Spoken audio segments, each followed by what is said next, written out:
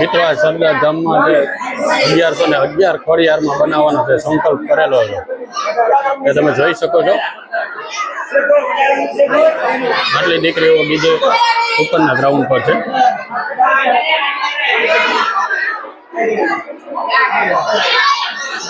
આ બધા સાહેબ લોકો છે અને આ બધા 2 મહિનાથી કન્ટિન્યુ બધા આયોજન કરેલા છે અને અત્યારે પણ ખડે પગે જ છે બધા.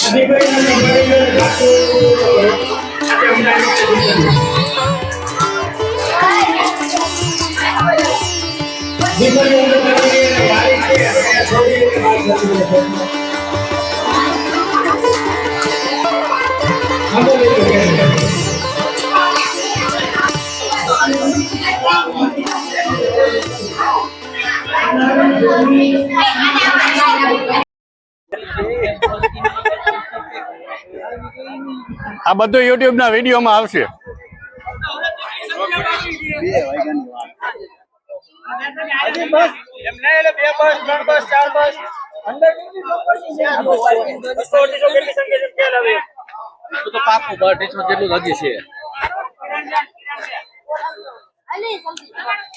બધા માતાજીને અંદર બસમાં લઈ જવામાં આવે છે. આપણે જે ગ્રાઉન્ડ છે ત્યાં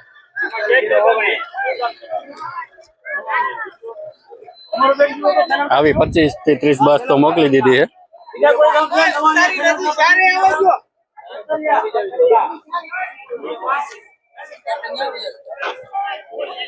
હજી પણ એક નીચેના માળમાં બધું બાકી જ છે.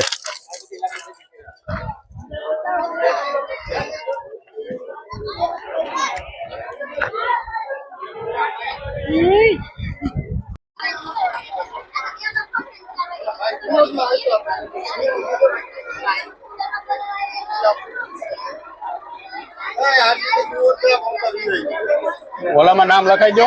આમાં બેટ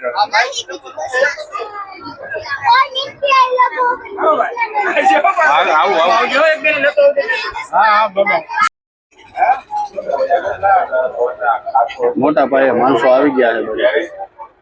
ખૂબ જ મોટી સંખ્યામાં માણસો આવી ગયા છે અત્યારે.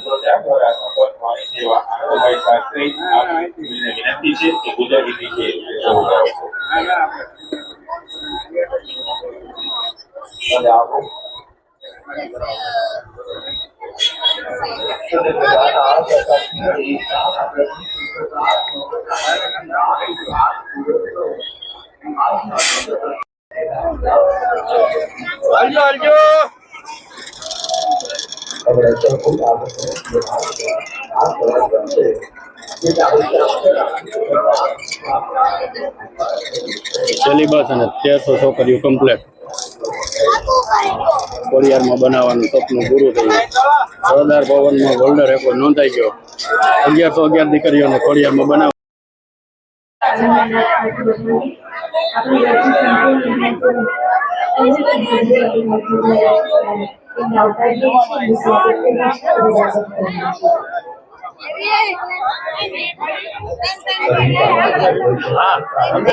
आप मत लेशो तो आपकी भाषा में आवश्यक भाई पहुंची जशो અને આપણું એવા લાગા સીધું અને એકલા નામ ઉદ્ઘોષિત કરી છે પૂર્વે और આપણે તેને શિવાની ગણી ભારતની સદાશા જોવરે की બનાવ્યા છે અને તેની લાગણીની ભાવનાથી આપને હૃદયથી આવકારીએ છીએ.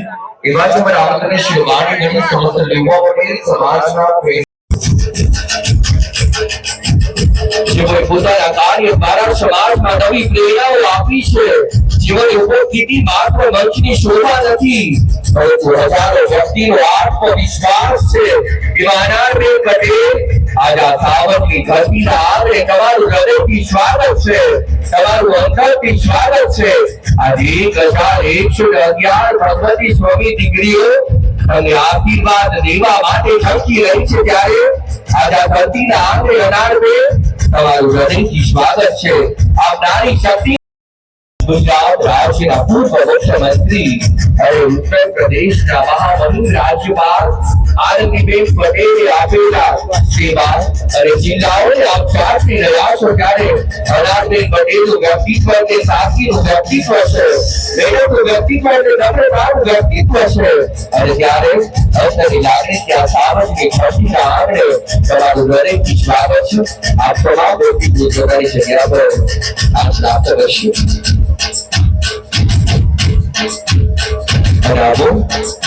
પધારી અને ત્યારે પૂર્ણતાનું સ્વરૂપ સર્જાયું અને 1 અને 0 અર્થાત 10 એ એકતાની પૂર્ણતાનો આધાર છે. અને ત્યારે મંચસ્થ તમામ વ્યક્તિઓને વિનંતી કરીશ, બેન શ્રી અનારબેનને વિનંતી કરીશ આપ મંચ પર પધારશો.